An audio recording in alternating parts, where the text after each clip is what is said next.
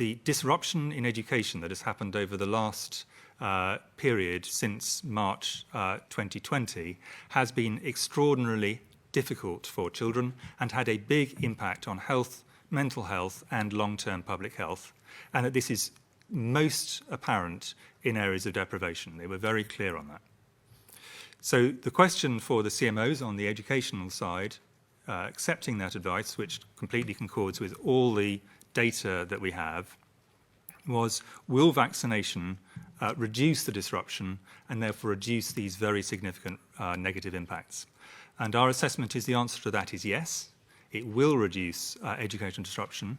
We do not think that this is a panacea. This is not a silver bullet. It's not a single thing that on its own will do so, but we think it is an important and potentially useful additional tool to help reduce the public health impacts that come through educational disruption. So that has been really critical in our decision making, and this is true whether we're talking about individuals' physical health, individuals' mental health, or the long-term effects that a disrupted education can have on people's life chances. So that's very much where a lot of our discussion lay.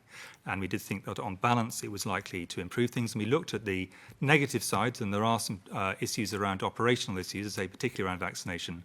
But our view was the benefits that this is likely to lead to in terms of reducing impacts on education outweighed those negative areas. So overall our assessment is combining the marginal but assessed benefit that JCVI made at an individual level, taking on board additionally the issues around education, our view was the benefit exceeded the risk to a sufficient degree that we are recommending to our ministers in all 4 nations that they make a universal offer, and I want to stress the word offer, of vaccination to children 12 to 15, in addition to the ones that are already being given it. So that is our current advice to ministers, and it is now with them to decide in each of the 4 nations how they wish to respond.